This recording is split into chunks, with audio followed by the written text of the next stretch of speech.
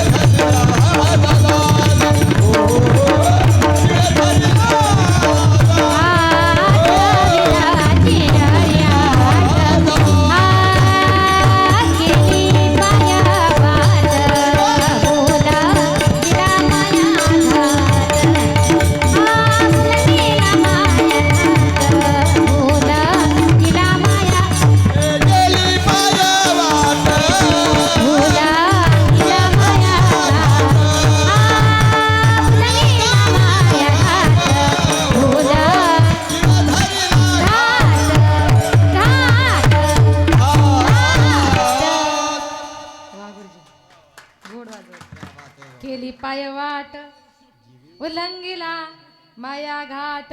निळोबारे म्हणतात, माझ्या गुरुनी तुमच्या माझ्या सर्वांकरता ही परमार्थाची पायवाट सोपी केली. केली पायवाट. मग ही परमार्थाची पायवाट संत महात्मे तुम्हाला मला प्रत्येकाला दाखवण्याचा प्रयत्न करतात. म्हणून संतांनी सांगितलेल्या मार्गाने जाण्याचा प्रयत्न करा.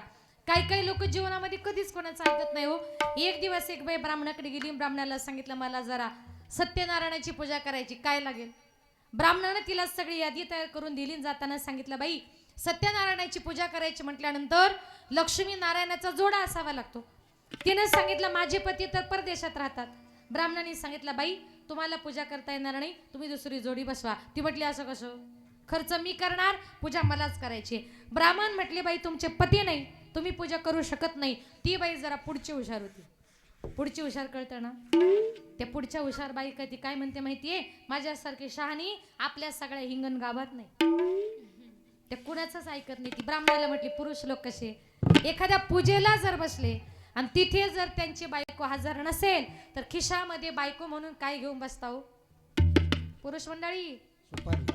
कुणी सांगितलं, ब्राह्मणाने. बरं, मग ती म्हटली पुरुष लोक जर पूजेला बायको म्हणून सुपारी घेऊन बसतात तर आमच्याकरता नवरा म्हणून काही ऑप्शन. ब्राह्मणाने सांगितलं बाई अजून तर शास्त्रात तसं काहीच नाही. ती म्हटली असं कसं, पुरुषांकरता सुपारी म्हणजे आमच्याकरता काहीतरी असेलच ना, तुमचा अभ्यास कुठेतरी कमी पडतोय असं म्हटलं. त्या ब्राह्मणाला असा राग आला. रागाच्या भरात तो ब्राह्मण उठला, त्यानं शास्त्राचं पुस्तक घेतलं, 2-4 पानं पलटली आणि म्हटलं बाई सापडलं. ती म्हटली पटकन सांगा. ब्राह्मण म्हटला बाई पुरुष लोक जर पूजेला बायको म्हणून सुपारी घेऊन बसतात ना तर तुम्ही नवरा म्हणून एखादा मोठा बटाटाच घेऊन बसता. असं काही करू नका. हे फक्त जे ऐकत नाही त्यांच्याकरता हा उपाय आहे. म्हणून जीवनामध्ये कधीतरी कुणाचं ऐकायचं. बघा एका गावात एक सुनबाई आपल्या सासूला सारखी घरात घ्यायची बाहेर काढायची, घरात घ्यायची बाहेर काढायची. सकाळपासून दुपारपर्यंत तिचा तेवढाच उपक्रम चालू. एक मातृभक्त गेला आणि म्हटला बाई अहो सकाळपासून मी तुमची गंमत बघतोय, तुम्ही तुमच्या सासूला घरात घेता बाहेर काढता, घरात घेता बाहेर काढता, अहो किती सासूला त्रास देता. ती म्हटली मी अजिबात सासूला त्रास वगैरे देत नाही. अहो मग सकाळपासून करता काय. ती म्हटली मी व्यायाम करते, व्यायाम. तो म्हटला असं सासूला आत बाहेर काढून नवीनच व्यायाम. ती म्हटली खरं सांगू का दादा, मी रामदेव बाबांची कट्टर बघते आणि मी सकाळी उठले का टीव्हीला पहिले रामदेव बाबांचे योगासन लावते आणि त्याच्यात रामदेव बाबांनी असं सांगितले सासको अंदर लो सासको बाहेर छोडो, सासको अंदर लो सासको. आता रामदेव बाबा काय म्हणतात, सासूला आत घ्या बाहेर काढा. ते म्हणतात बाबांनो श्वास घ्या श्वास सोडा. म्हणजे तुम्ही त्याचा काही अर्थ करत असाल तर त्याला बाबा तरी काय करतील हो? म्हणून जीवनामध्ये जर तुम्हाला काही कळत नसेल तर दुसऱ्याला विचारा. कारण का संत महात्मे या जगामध्ये तुम्हाला मला उपदेश करण्याकरता आलेत. आता तरी पुढे हाची उपदेश, आता तरी पुढे हाची उपदेश, आता तरी पुढे हाची उपदेश, आता तरी पुढे हाची उपदेश, आता तरी पुढे हाची उपदेश, आता तरी पुढे हाची उपदेश. आता तरी पुढे हाची उपदेश, आता तरी पुढे हाची उपदेश. नका करू मनाच्या आयुष्याचा, नका करू मनाच्या आयुष्याचा. सकाळच्या पाया माझे दंडवत, सकाळच्या पाया माझे दंडवत. नका करण्याच्या आयुष्याचा, नका करण्याच्या आयुष्याचा. सगळ्यांच्या पाया माझे दंडवत, सगळ्यांच्या पाया माझे दंडवत, माझे दंडवत. आता तरी पुढे हाची उपदेश. इथून पाठीमागे नसेल केलं देवाचं चिंतन संत महात्मे म्हणतात इथून पुढे तरी करा. कारण त्या नामचिंतनाच्या जोरावर निळोबाराय म्हणतात माझ्या गुरुने काय केलं माहितीये, उल्लंघिला माया घाट. माझ्या गुरुने मायेचा घाट पार केला. बघा कुठलाही रस्ता म्हटला, कुठेही जर जायचं म्हटलं तर एखादा अवघड घाट पार करून यावा लागतो. आता मुंबईवरून तुमच्या इकडे यायचं म्हटल्यानंतर आम्हाला खंडाळा लोणावळ्याचा मोठा घाट आहे. असे महाराष्ट्रामध्ये अनेक मोठे मोठे घाट आहेत. तसं वारकरी संप्रदायामध्ये घाट आहे तो मायेचा घाट. माया या शब्दाचा अर्थ काय? मा म्हणजे नाही आणि या म्हणजे जी अस्तित्वात नाही अशी ती माया. माया म्हणजे वांजेच्या मुलासारखी, माया म्हणजे सशाच्या शिंगासारखी. माया नावाची गोष्ट दिसत नाही पण तिने अनेकांना फसवलं. त्या मायेमुळे माझे भगवान महादेव एक दिवस जंगलामध्ये तपश्चर्या करत होते आणि जंगलामध्ये तपश्चर्या करत असताना त्या मायेनं भिलिनीचं रूप घेतलं. ती लाकडे गोळा करण्याकरता आली आणि ज्या वेळेला भगवान महादेव तपश्चर्या करत होते त्या भिल्लिनीला बघितलं, तपश्चर्या सोडली आणि भगवान महादेव त्या भिल्लिनीच्या मागे पळत सुटले. मायेनं पहिली धडक कुणाला मारली माहितीये? धडक मारिली मारिली मारिली शंकरा, धडक मारिली मारिली मारिली शंकरा, धडक मारिली मारिली मारिली शंकरा, धडक मारिली मारिली मारिली शंकरा. गेला ब्रह्मयाचा ब्रह्मयाचा ब्रह्मयाचा मातेरा, गेला ब्रह्मयाचा ब्रह्मयाचा ब्रह्मयाचा मातेरा. गेला ब्रह्मयाचा ब्रह्मयाचा ब्रह्मयाचा मातेरा, गेला ब्रह्मयाचा ब्रह्मयाचा ब्रह्मयाचा मातेरा. चंद्रासी चंद्रासी चंद्रासी धरारा, चंद्रासी चंद्रासी चंद्रासी धरारा. इंद्रा चंद्रासी चंद्रासी चंद्रासी धरारा, इंद्रा चंद्रासी चंद्रासी चंद्रासी धरारा.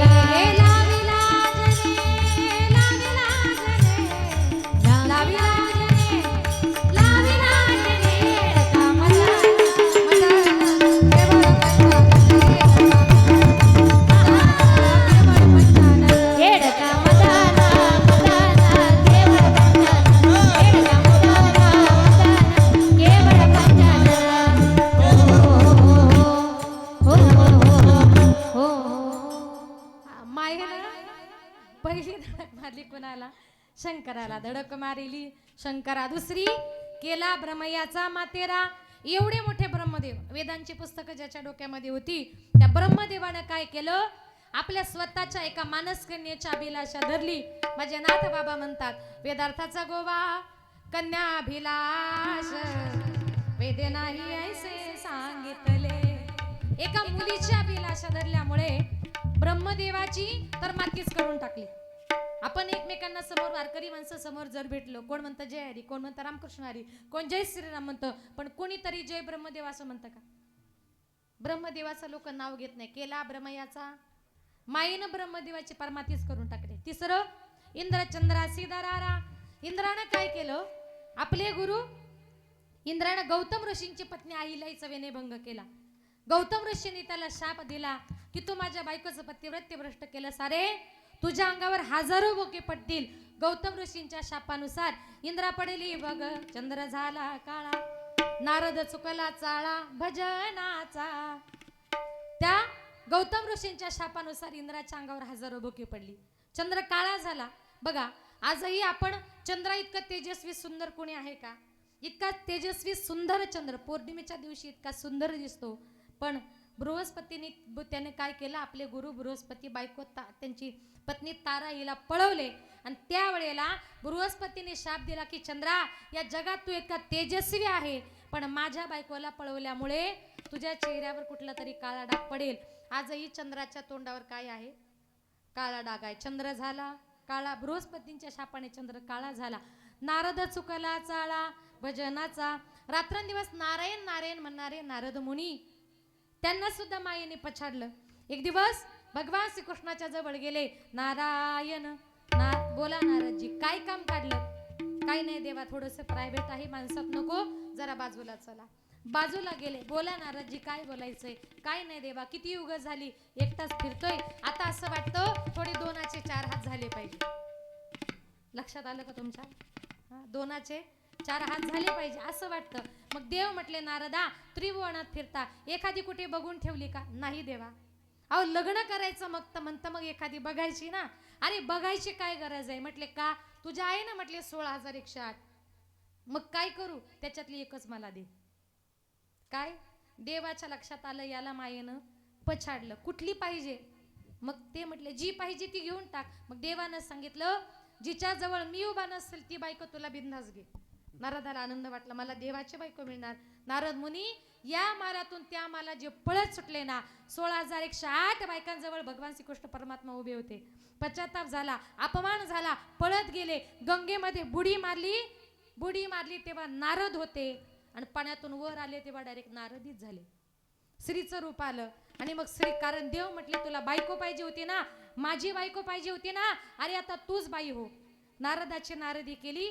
पुढे लग्न होऊन त्यानं नारदीला 60 मुले झाली. 7 नाही 60, 6 0 60 मुले झाली. पावडर टिकली, आंघोळ कपडे करता करता 60 मुलांचं बघता बघता नारदीला भजन करायला वेळ राहिला नाही, म्हणून नारद चुकला चाळा भजनाचा. आता ऐका, मायेमध्ये महादेव फसले, ब्रह्मदेव फसले, इंद्र फसला, चंद्र फसला, नारद मुनी फसले, सगळेच फसले. पण निळोबाराय म्हणतात माझ्या गुरूंनी मात्र काय केलं माहितीये? उल्लंघिला. माझ्या तुकोबरायांनी त्या मायेचा घाट पार केला. अहो तुकोबरायांनी सुद्धा त्या मायेनं फसवण्याचा प्रयत्न केला. एक दिवस जिजामाता घरात नव्हती आणि ती एक गावातल्या लोकांनी एक वेश्या तुकोबरायांच्या घरामध्ये सोडली. तुकोबरायांच्या जवळ गेली, नाना तऱ्हेची चाळी करू लागली. तुकोबराय देवपूजा करत होते आणि ती वेश्या तुकोबरायांच्या जवळ येताच तुकोबराने तिला हात जोडले, तिच्या पाया पडले, सांगितलं जाई हो तू माते न करी सायास, आम्ही विष्णुदास तैसे नोहे, आम्ही विष्णुदास तैसे नोहे, आम्ही विष्णुदास तैसे नोहे. काय सांगितलं? जाई हो तू माते, अगं माते तू विनाकारण कष्ट करू नको, तू कितीही जरी काही केलं पण आम्ही त्या मायेच्या पसाऱ्यामध्ये फसणार नाही. तुकोबरायांना सुद्धा त्या मायेनं फसवण्याचा प्रयत्न केला, पण निळोबराय म्हणतात माझे गुरु त्या मायेमध्ये फसले नाही, तर उलट माझ्या गुरुनी काय केलं? उल्लंघिला माया घाट. माझ्या गुरुनी तो मायेचा घाट पार केला. साधकांनी निळोबरायांना प्रश्न केला, निळोबराया तुमच्या गुरुनी हा मायेचा घाट पार करण्याकरता नेमकं केलं तरी काय हो? तर निळोबराय म्हणतात माझ्या गुरूंनी रात्रंदिवस हरी आठवला, नुसता आठवला नाही तर त्याला हृदयात नेऊन साठवला. अभंगाचे दुसरे चरण. जिवे हारी आठविला, जिवे हारी आठविला, जिवे हारी आठविला,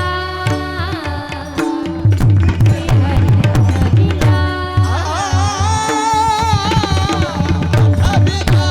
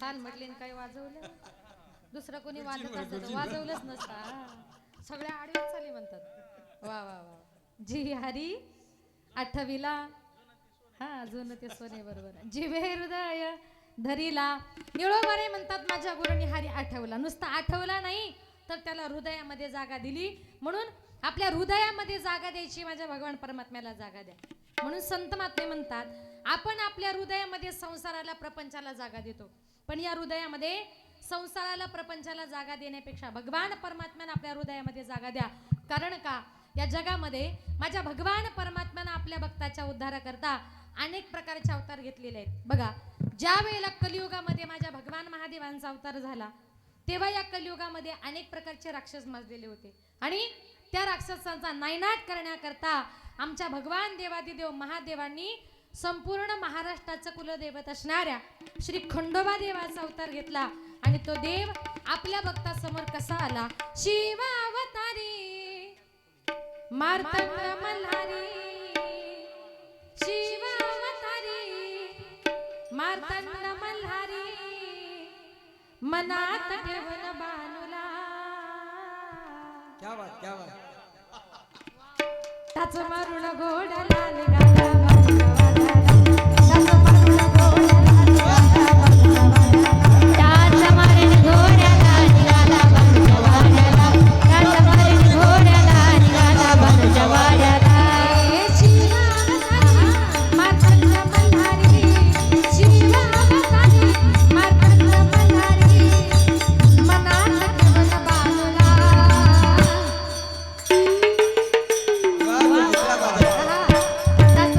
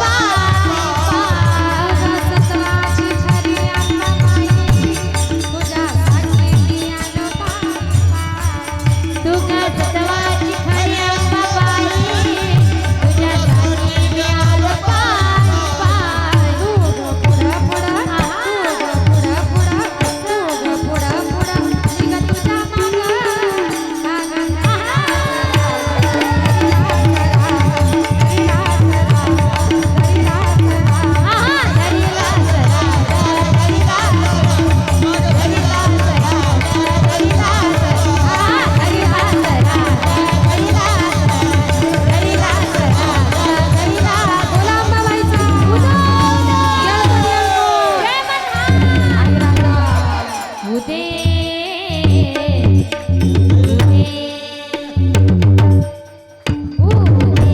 क्या बात आहे मास्तर. वा वा वा. हा. असं महिला मंडळ मला वाटतं एक तरी आंबाबाई येईल म्हणून म्हटले आंबाबाई लाड लाड ये ग. नाही आली तेच बरं झालं. नाही ते एका गावात असंच कीर्तनाला गेले लोक म्हटले अजून म्हणा अजून म्हणा आणि तिकडून अशी जगदंबा धावत आली म्हटलं मावशी थांबा थांबा म्हटली का ती स्टेजवरच पळत आली आणि तिने माझा माईकच घेतला. आता काय करावं सगळं कीर्तन डिस्टर्ब व्हायला लागलं. त्या मावशीची कमरेली होती पैशांची पिशवी मी घेतली काढून. ती मावशी लागली उड्या मारायला माझी पिशवी हातात दिली तेव्हा गपकन खाली जाऊन बसली. अंगातलंच गेलं. भगवान परमात्मा आपल्या भक्ताच्या उद्धाराकरता या जगामध्ये अनेक प्रकारचे अवतार घ्यायला तयार आहे आणि म्हणून संत महात्मे म्हणतात या हृदयामध्ये जागा द्यायची. माझ्या भगवान परमात्म्याला जागा द्या. हृदयामध्ये मरेपर्यंत तुमच्या हृदयामध्ये संसार प्रपंच अशा गोष्टी जर असतील तर त्याच्यामुळे काय होते. एक सुंदर उदाहरण सांगते बघा. एका गावात एक बाबा मरणार आणि तेवढ्यात त्या बाबाची वाचा गेली. आता वाचा गेल्यानंतर ते बाबा हाताच्या संकेतानं फक्त असे करायचे इकडे लक्ष द्या असे करायचे म्हटले बाबाला झाले तरी काय. सगळा गाव तिथं गोळा झाला. बाबा सांगतायत तरी काय. एका माणसानं सांगितलं कदाचित मला असं वाटतंय तुमचे बाबा असं सांगतायत आपल्या घरातला धन पैसा संपत्ती ना सगळी पाठीमागच्या भिंतीत ठेवली. आता पैसा कुणाला नकोय. मागच्या भिंतीमध्ये पैसा ठेवला म्हटल्याबरोबर घरातल्या लोकांनी अर्जंट जेसीबी बोलवला. घराची सगळी भिंत पाडली.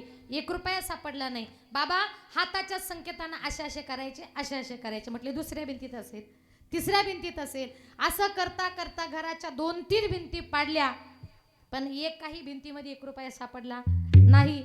बाबांनी मनातल्या मनात विचार केला की अरे माझी वाचा गेली. मला बोलता येत नाही. मी आज मरेल की उद्या मरेल याची गॅरंटी नाही आणि माझ्या मुलांनी मी बांधलेल्या घराला जेसीबी लावलाय. नक्की यांचं चाललंय तरी काय. अक्षरशः बाबा तोंड जोडायचे आणि हाताच्या संकेतानं असे करायचे आणि असेच करायचे. म्हटले आपले बाबा इतकं तोंड जोडून सांगताय म्हणजे नक्कीच आपल्या बाबांनी कुठंतरी लाखो रुपये खजिना दाबून ठेवलाय. बाबा सांगण्याचा प्रयत्न करतायत पण बाबाला काही बोलता येत नाही. काही करून म्हटले बाबा मरायच्या अगोदर बाबाचे लाखो रुपये खजिना आपल्याला मिळायला पाहिजे. काय करावं म्हटले. एका माणसानं सांगितलं तुम्हाला तुमच्या बाबांना जर बोलायला लावायचं असेल तर आयुर्वेदामध्ये एक अशी वनस्पती आहे ती वनस्पती खाल्ल्यानंतर माणसाला काही क्षण बोलण्याची परवानगी असते. तिचं नाव आहे संजीवनी वनस्पती. पण तिची किंमत आहे 50,000 रुपये. मुलं म्हटले 50,000 रुपये जाऊ द्या पण बाबाचे लाखो रुपये खजिना कुणाला नकोय म्हटले. त्या लाखो रुपयाच्या खजिन्याच्या आशे करता नातेवाईकांकडून 50,000 रुपये घेतले. ती 50,000ची संजीवनी वनस्पती आणली बाबाला खायला दिली. बाबाने ती वनस्पती खाल्ली. चमत्कार झाला. बाबा बोलायला लागले. मुलं जवळ आले म्हटले बाबा अहो सकाळपासून तुमच्या हाताच्या संकेतावरून आपल्या घराचं पटांगण केलं.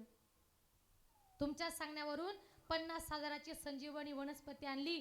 बाबा फक्त 1 मिनिटाची वेळ आहे. 1 मिनिटामध्ये पटकन काहीतरी बोला. नक्की तुम्हाला काय सांगायचंय आणि धन संपत्ती पैसा नेमका कुठे ठेवलाय. बाबा म्हटले मुलांनो अरे सकाळपासून माझी जीव जायची पाळी आली. मी तुम्हाला सकाळपासून जीवाच्या आकांताने एकच सांगतोय आपली ती पीठ चाळायची चाळण आहे ना ती काल शेजारच्या बाईने नेली. आता मला सांगा 20 रुपयाच्या चाळणी करता बाबा कितीला पडले. 50,000 गेले. घरही पाडलं. याला कारण का आयुष्यभर या हृदयामध्ये साठवलेला दुःखरूपी संसार आणि प्रपंच. तुकोबराय म्हणतात त्या संसाराला त्या प्रपंचाला तुम्ही कितीही जरी हृदयामध्ये स्थान दिलं हा संसार कसा आहे. ये रहती माई के दुःखाची जनिती ये रहती माई के दुःखाची जनिती हे रती माई के दुःखाची जनती हे रती माई के दुःखाची जनती जणू ये रहती माई के दुःखाची जनिती ये रहती माई के दुःखाची जनिती हे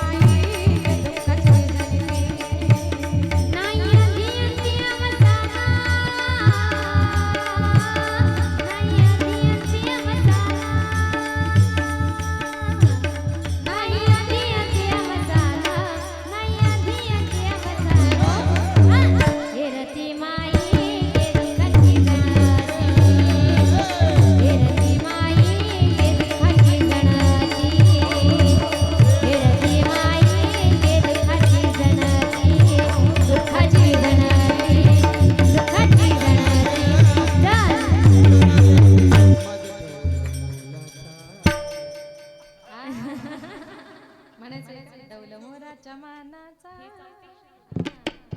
फार सुंदर हा एरती माईके दुःखाची जनिती नाही अदियंती अवसान म्हणून तुकोबरे म्हणतात हृदयामध्ये आम्ही संसार प्रपंच ठेवला नाही जी ही हरी आठविला जीवे हृदय धरीला हृदयामध्ये आम्ही तो हरी आठवला साधकांनी तुकोबऱ्यांना निळोबऱ्यांना प्रश्न केला निळोबराया तुम्ही रात्रंदिवस हरी आठवला त्या हरीचं चिंतन केलं पण त्या हरीचं चिंतन केल्याचा तुम्हाला फायदा काय झाला निळोबरे म्हणतात माझ्या गुरूंनी रात्रंदिवस हरी आठवल्यामुळे माझ्या गुरूंनी काळाला जिंकलं अभंगाचे तिसरे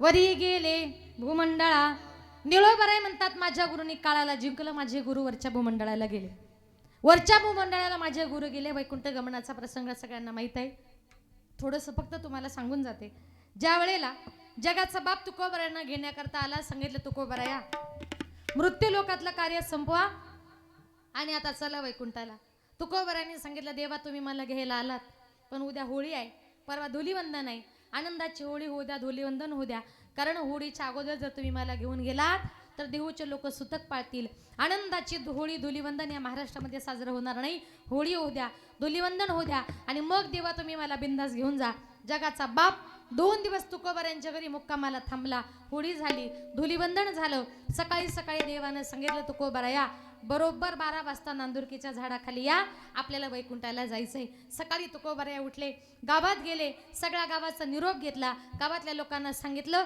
आता नाही येणे जाणे सहज खुंटले बोलणे आता येणं नाही जाणं नाही बोलणं तर दूरच राहिलं आता मी कायमचा वैकुंठाला निघून चाललोय मी परत कधीच आता या देहूमध्ये येणार नाही म्हणून गावातल्या सगळ्या लोकांनी माझी बोलवण करण्याकरता चला आणि मी गेलो की आपल्या घरी निघून या सकळ ही माझी बोलवण करा परतोनी घरा यावे तुम्ही परतोनी घरा यावे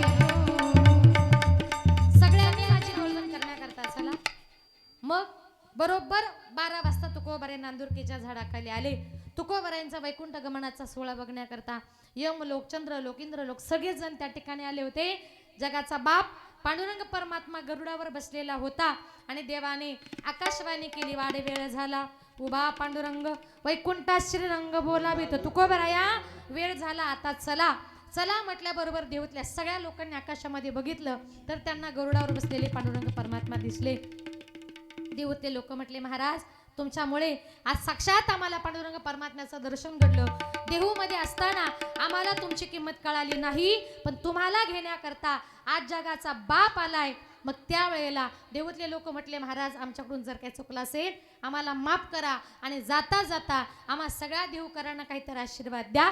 तुकोबाराने आशीर्वाद दिला. कर्मधर्म तुम्हा सावे कल्याण, कर्मधर्म तुम्हा सावे कल्याण, द्या माझे वचन, द्या माझे वचन, आशीर्वाद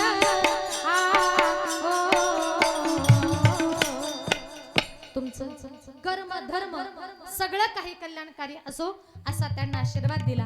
आशीर्वाद दिल्यानंतर पांडुरंग परमात्म्याने आपले हात पुढे केले. उभारोनी बाहे विठो पाल वितो आहे. सांगितलं तुकोबाराया खूप वेळ झाला, आता तरी चला.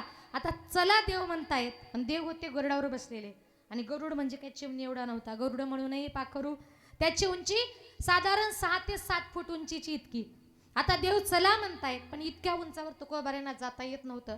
इंद्रलोक, ब्रह्मलोक, चंद्रलोक सगळे एकमेकांच्या तोंडाकडे बघू लागले. देव चला म्हणतायत, इतक्या उंचीवर तुकोबारायांना जाता येत नाही, करायचं तरी काय. तिथे मृत्यू लोकाचा स्वामी यमराज तिथे आला होता. यमराजाने विचार केला, मृत्यू लोकातले एकही शिकार, एकही मनुष्य आपला देह घेऊन अजूनपर्यंत स्वर्गामध्ये गेला नाही, पण तुकोबाराया मात्र आपला देह घेऊन वैकुंठाला चालले. यांनी माझ्यावर विजय मिळवला. तो यमराजा त्या गरुडाच्या पुढे वनवा म्हणजे आडवा झाला आणि त्या यमाच्या माथ्यावर माझ्या जगद्गुरु तुकोबारायांनी पाय दिला आणि जगाला संकेत केला, जगा काळ खाय आम्ही माथा दिला पाय. यमाच्या माथ्यावर पाय देऊन माझे जगद्गुरु तुकोबाराया वरच्या भूमंडळाला गेले. आता थोडंसं 2 मिनिटं लक्षपूर्वक ऐका.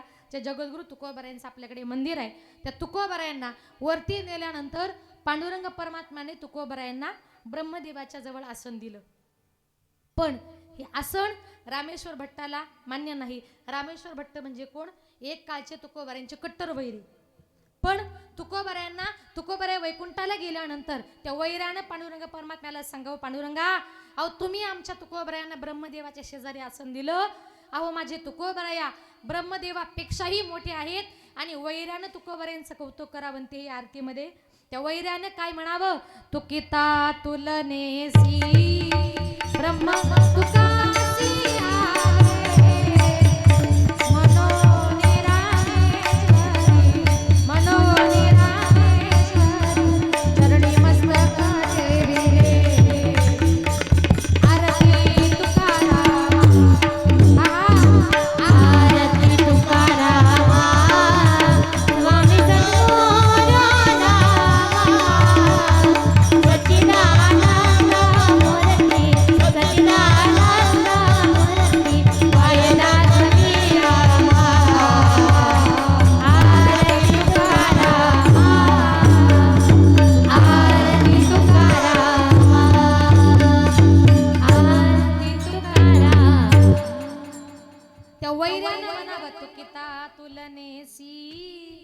ब्रह्म तुकासी आले.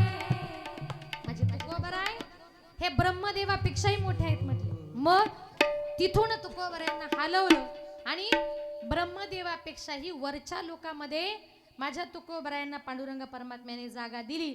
आणि ब्रह्मदेवापेक्षाही वरच्या लोकांमध्ये माझ्या तुकोबाराने त्या देवाच्या नावाचा झेंडा लावला. निळा म्हणे ब्रह्मीशान वरी लाविले निशान विठोबा रखुमाई. विठोबा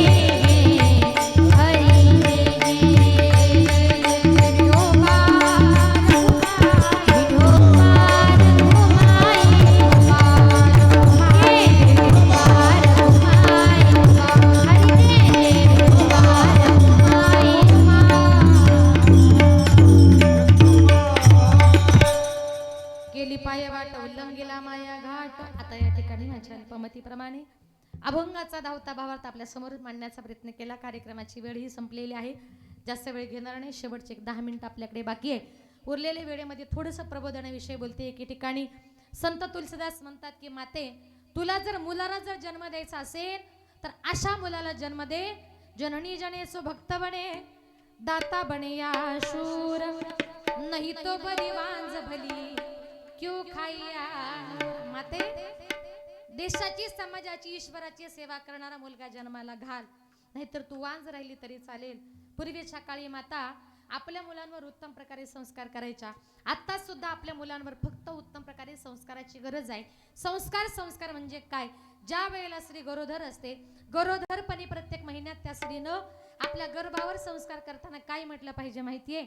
बाई पहिल्या ग मासी उभी होते मी अंगणात, डाव्या कुशीला रंगणात ग, जो बाळा जो रे जो, डाव्या कुशीला रंगणात ग, जो बाळा जो रे जो. बाई पहिल्या ग मासी मी आठवीत होते हरी, आले संकट काश्मीरावरी ग, जो बाळा जो रे जो, आले संकट काश्मीरावरी ग, जो बाळा जो रे जो. बाई तिसऱ्या ग मासी मी वाजवित होते टाळ, संत रूपाने येईल बाळ ग, जो बाळा जो रे जो, संत रूपाने येईल बाळ ग, जो बाळा जो रे जो. गरोदर राहिल्यानंतर ती माता हरिपाठाला गेली, कीर्तनाला गेली, भजनाला गेली, तर तुमची मुलं कीर्तनामध्ये टाळ घेऊन उभी राहतील, पखवाद वाजवतील, गायन करतील. पण मातांनो, गरोदरपणी तुम्ही जर पिक्चरला गेल्या, मालिका जर बघितल्या, तर तुमची मुलं फक्त वरातीतच नाचतील. म्हणून संस्काराला किंमत आहे. चांगले संस्कार आपल्या मुलांवर रुजवण्याचा प्रयत्न करा. बघा, आज या ठिकाणी आपल्या गावाचा हा सप्ताह, ही सगळी टाळकरी मंडळी या ठिकाणी उभी आहे. अपेक्षा आहे गावातली 9-10 मुलं तरी टाळकरी झाली पाहिजे. या वर्षी नाही, पण पुढच्या वर्षी तरी उभी करा. कारण का? सप्ताह गावातली टाळकरी ही आपल्या गावची काय असते? शान असते. आपली मुलं इथं उभी राहिली पाहिजे. वर्षभर त्यांना हरिपाठाला पाठवा, कीर्तनाला पाठवा, भजनाला पाठवा. आता इथून पुढे फक्त आपल्या मुलांवर चांगल्या संस्कारांची गरज आहे. पूर्वीच्या काळी माता गरोदरपणी रात्रंदिवस देवाचं चिंतन करायच्या. काय म्हणायच्या त्या माता? एकदा मी पुढे बोलते, इथं बसलेल्या सगळ्या माझ्या मातांनी पाठीमागं म्हणायचंय, अशा जरा व्यवस्थित बसा, असं छान टाळी वाजून माझ्या पाठीमागं म्हणा. 2 मिनिटं टाळ पखवात काही वाजवू नका. बसल्या ना? जेवल्या ना सगळ्याजणी? मग आवाज मोठा काढा बरं. सुंदर माझे जाते ग फिरते बहुते ग. वा वा. ओव्या गाऊ कौतुके तू ये रे बा विठ्ठला. टाळी, एक टाळी. सासू आणि सासरा धीर तो तिसरा.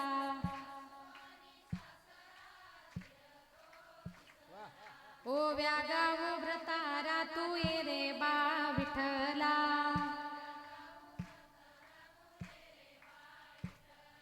प्रपंच दळण दळीले पिठम्या भरिले.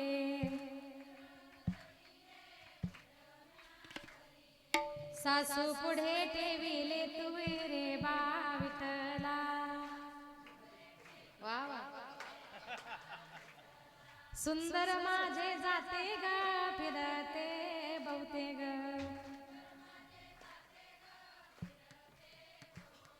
ओव्या गाऊ कौतुके तू ये रे बा विठ्ठला.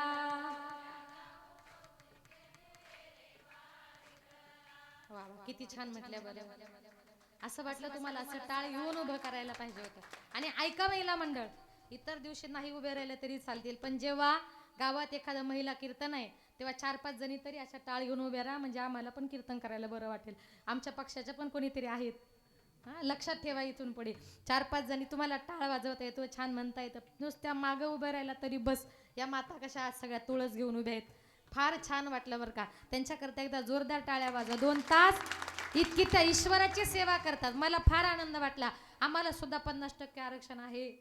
म्हणून त्यात हा तुळशी कळशी घेऊन उभ्या राहिल्यात. म्हणून संस्काराला फार किंमत आहे. चांगले संस्कार आपल्या मुलांवर रुजवण्याचा प्रयत्न करा. आणि म्हणून पूर्वीच्या काळी माता रात्रंदिवस देवाचं चिंतन करायच्या. त्यांच्या पोटी ज्ञानोबराई, तुकोबराई, संत जनाबाई, संत मीराबाई. माझ्या छत्रपती शिवाजीराजांसारखा राजा, धर्मवीर संभाजीराजांसारखा राजा जन्माला आला.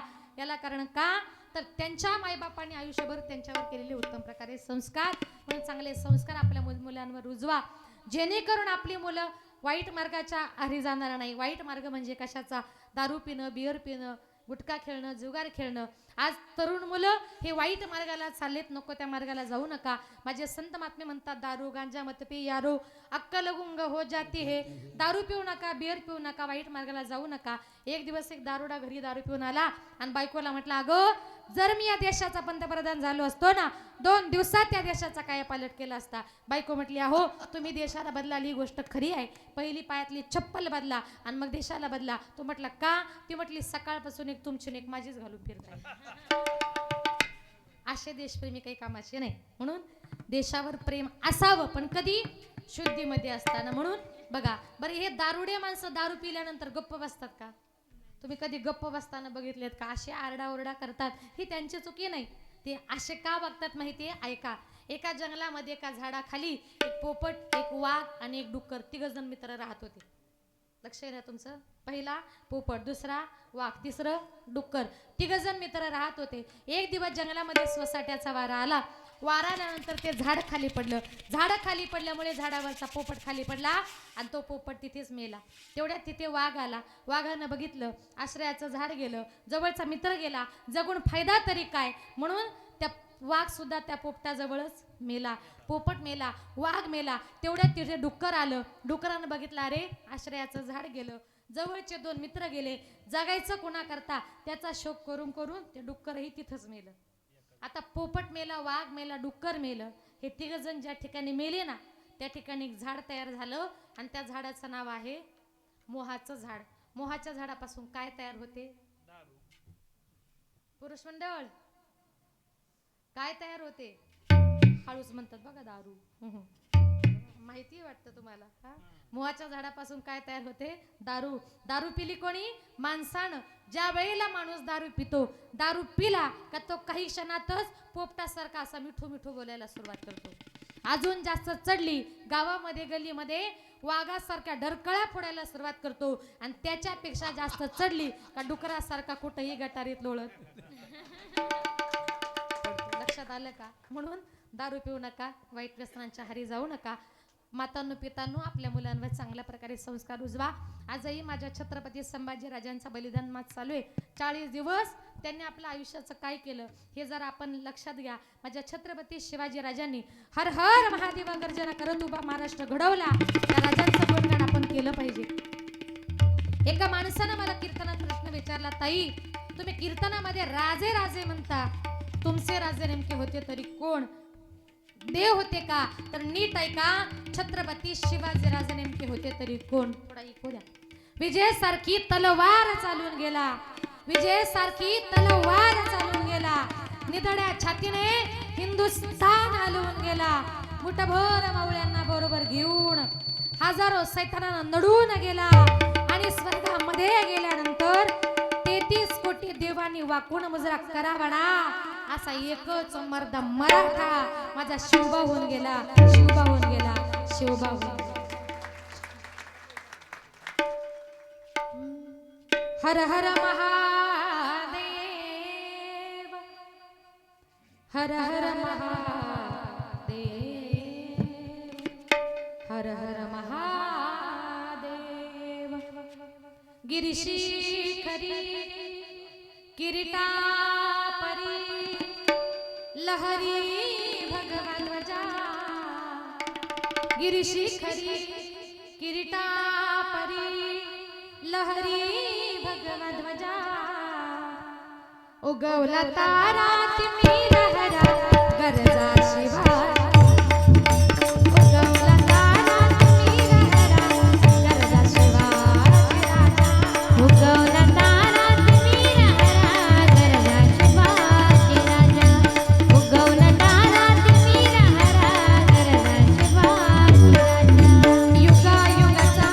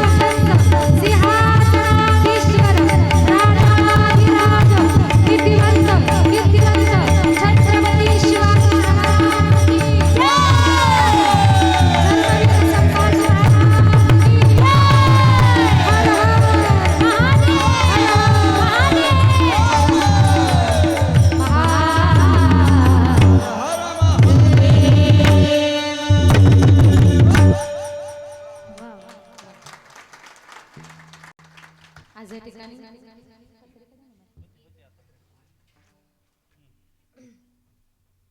आपल्या या गावामध्ये चालत असलेला हा अखंड हरिणाम सप्ताह तथा ग्रंथराज ज्ञानेश्वरी पारायण सोहळा भगवान कानिपनाथांच्या सद्गुरू सीताराम बाबा ग्रामदैवत हनुमंतरायांच्या कृपाशीर्वादाने महालिंग महाराज नागरी सीताराम गड यांच्या मार्गदर्शनाने श्री विठ्ठल रुक्मिणी संत कैवल्य चक्रवर्ती ज्ञानेश्वर महाराज जगद्गुरु तुकाराम महाराज यांच्या मूर्ती प्राणप्रतिष्ठा वर्धापन दिनानिमित्त आणि संत एकनाथ महाराजांच्या नाथश्रीच्या निमित्ताने 27वा हा महोत्सव कीर्तन महोत्सव त्याच्यातली आजची ही 5व्या दिवसाची कीर्तनरूपी सेवा कीर्तन पुष्प गुंफण्याकरता आज या ठिकाणी माझ्याकडे आलं.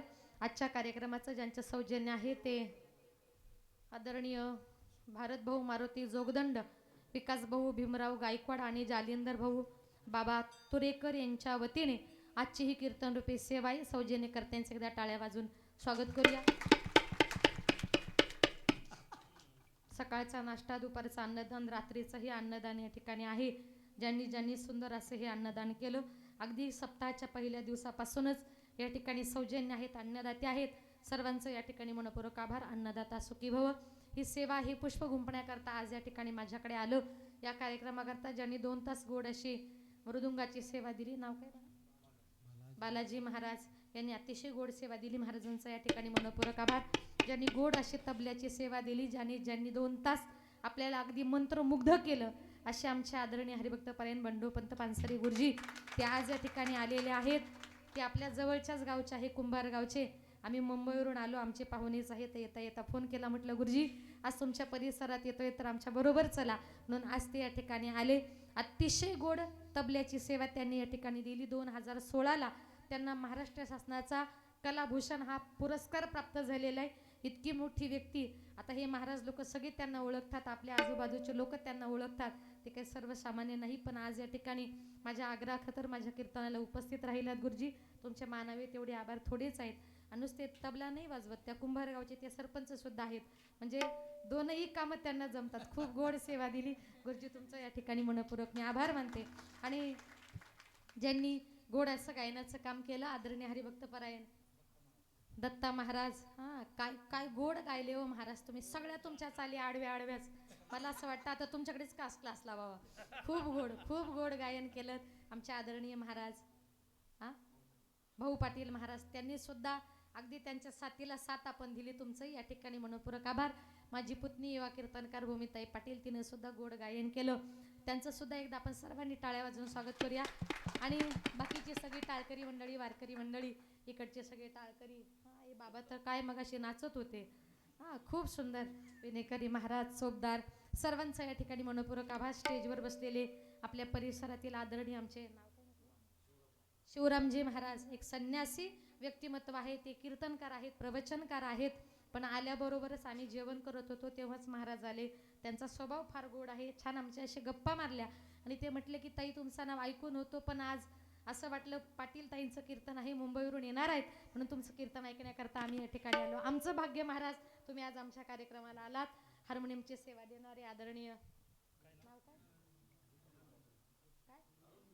अरुण बाबा बिडवे त्यांचंही या ठिकाणी मनपूर्वक आभार मानते. आमचा आवाज तुमच्यापर्यंत ज्यांनी सुंदर गोड पोचवला सिस्टीम आले दादा खूप गोड एकदम कडक सिस्टीम दिली तुमचंही या ठिकाणी मनपूर्वक आभार मानते. आणि तुम्ही सगळ्या माझ्या माता भगिनी तुम्ही सगळे पुरुष वर्ग गावातील तरुण मंडळी लहान मुलं मुली आपण सर्वच या कार्यक्रमाला मोठ्या संख्येने उपस्थित झालात. कार्यक्रमाची शोभा वाढवली. आपल्या सर्वांचं मनपूर्वक आभार.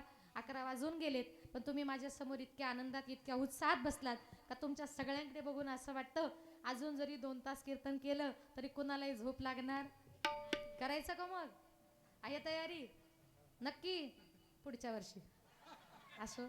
सर्वांचं या ठिकाणी मनपूर्वक आभार मानते. आमच्या आदरणीय गायकवाडच ना नाव काय विकास भाऊ गायकवाड त्यांचं सौजन्य आहे आणि आज या ठिकाणचं आहे पण त्यांचंही नाव आहे विकास भाऊ गायकवाड. त्यांनी मला फोन करून या ठिकाणी आमंत्रित केलं त्याबद्दल विकास भाऊ तुमचं सुद्धा मनपूर्वक आभार. इकडे तुळशीवाल्या कलशावाल्या आमच्या सगळ्या माता भगिनींचा आभार. यूट्यूबच्या माध्यमातून हा कार्यक्रम महाराष्ट्रभर दिसणार आहे त्यांनी या कार्यक्रमाचं शूटिंग केलं त्यांचं सुद्धा या ठिकाणी मनपूर्वक आभार. बोलताना चुकलं असेल तर क्षमस्व. जाताना एक सांगेल मागच्या वर्षी माझा फार मोठा ॲक्सिडेंट झाला होता. मी नांदेडला कीर्तनाला जाताना गाडीचा ॲक्सिडेंट झाला आणि त्याच्यामध्ये माझ्या मानेचा मणका मोडला होता. मणक्याचे माझे 2 ऑपरेशन झालेत महाराज. 6-7 महिने माझे सगळे कार्यक्रम बंद होते. पण रोज सकाळी पांडुरंगाला उठली की सांगायची, पांडुरंगा मी माझ्या वयाच्या शाळेत 4थीला होते, 9व्या वर्षात पहिलं कीर्तन केलं, आज कीर्तन करते त्याला 25 वर्ष झालेत. सांगितलं पांडुरंगा 25 वर्ष तुझं हरिपाठ काकडा भजन कीर्तन कधी सोडलं नाही. मी घरामध्ये बसणाऱ्यातली नाही, मला घरामध्ये बसायचं नाही. अगदी 6-7 महिन्यातच पांडुरंग परमात्म्याने उभं केलं, चालायला लावलं, बोलायला लावलं. शेवटी उभं करणारा, चालवणारा, बोलवणारा तो परमेश्वर आहे. आपलं गाव आमच्या गावापासून जवळजवळ 450 किलोमीटर आहे. एवढ्या लांबून दुपारी 12 वाजता निघालो, 8 वाजता पोहोचलो, जेवण केलं, कार्यक्रम सुरू झाला. आणि हा इतका लांबचा प्रवास. आता जी उभी आहे ती फक्त माझ्या पांडुरंगाच्या कृपेने उभी आहे, जी बोलती ती पांडुरंगाच्या कृपेने. अजूनही डाव्या पायाला थोडासा मार लागलेला आहे, पण तरी सुद्धा त्याच्या कृपेने उभी आहे. ही सगळी त्याची कृपा आहे. म्हणून कदाचित त्याला वाटलं असेल की वनिताताई तुमच्या हातून अजून खूप समाजाची सेवा बाकी आहे, हिंगणगावला अजूनपर्यंत कधी गेलात नाही, ते कीर्तनही तुमचं बाकी आहे, म्हणून कदाचित त्यांनी आपल्याला वाचवणार असणार. म्हणून इथून पुढचं सगळं आयुष्य देह जाओ अथवा राहो आणि पांडुरंगी दृढ भाऊ, सगळं आयुष्य माझ्या पांडुरंग परमात्मा करता. ही माझ्या वडिलांची परंपरा आहे. आज माझ्या वडिलांची इच्छा होती माझ्या मुली महाराष्ट्राच्या नामवंत कीर्तनकार झाल्या पाहिजे. आज आम्ही 3 जणी बहिणी आहे, अनिता, वनिता, सुनीता, 3 कीर्तनकारच आहे. लक्षात आलं का? अनिता, वनिता, सुनीता नावं सुद्धा बापाने किती मस्त ठेवलेत. म्हणून ही सगळी, पण वडील आमच्या 3 बहिणींच्या कीर्तन युट्यूबला आहेत. वडिलांची इच्छा होती, पण आम्हाला भाऊ नाही, 19 वर्ष झाले, वडीलही वारलेत. वडिलांची इच्छा होती मुली कीर्तनकार झाल्या पाहिजे. आज आम्ही महाराष्ट्राच्या कीर्तनकार झालो, पण हे वैभव बघण्याकरता वडील जिवंत नाहीत. पण तुमच्या सगळ्या श्रोतवर्गाच्या रूपानं, वारकरी संप्रदायाच्या रूपानं तुमच्या सर्वांचे आशीर्वाद असेच पाठीशी राहू द्या. अजूनही समाजाची सेवा करण्याचा प्रयत्न करेन. बोलताना काही चुकलं असतील तर क्षमस्व. झालेली सेवा ज्ञानोबा तुकोबांच्या चरणी समर्पित करते. एक विनंती आहे, आपल्या गावामध्ये मारुतीरायांचं मंदिर आहे, बट मला वाटतं नवीन बांधकाम तुम्ही केलंय ना, पण त्याच्यावर अजून कळस बांधला नाही का? मी जरा बघितलं येता येता. तेवढी एक कृपा आहे. आपण आपलं घर छान करतो की नाही, तसं आपण मारुतीरायाचं मंदिर बांधले, पण त्याच्यावर कळस नाही, शिखर नाही. तेवढं शिखराचं काम प्रत्येकानं, गावातल्या माणसानं थोडी थोडी मदत करा आणि त्या शिखराचं काम पूर्ण करा. त्याच्याकरता जर तुम्ही छप्पर दिलं, कळस दिलं, तुमच्या घराचं सुद्धा मंदिर झाल्याशिवाय राहणार नाही. एवढी तुम्हाला ग्रामस्थांना विनंती. झालेली सेवा त्या मारुतीरायांच्या, ज्ञानोबा तुकोबांच्या, विठ्ठल रुक्मिणीच्या चरणी समर्पित करून सेवेला पूर्णविराम. ज्ञानेश्वर माऊली